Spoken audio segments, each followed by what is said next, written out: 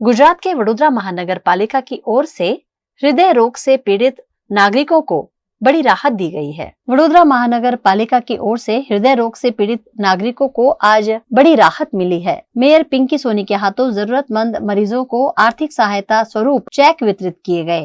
इस मौके पर पूर्व मेयर, कॉर्पोरेटर और नगर सेवक भी उपस्थित रहे। वडोदरा महानगर पालिका द्वारा वडोदरा शહેરના જેમને આર્થિક રીતે મદદની જરૂરિયાત હોય તેવા નાગરિકોને હૃદય રોગની શસ્ત્રક્રિયા બાદ વડોદરા મહાનગરપાલિકા તરફથી આર્થિક સહાયના ચેકના વિતરણનું કાર્યક્રમનું આયોજન મેયરના હસ્તે કરવામાં આવતું હોય છે, જેમાં આજ રોજ આપણે શ્રી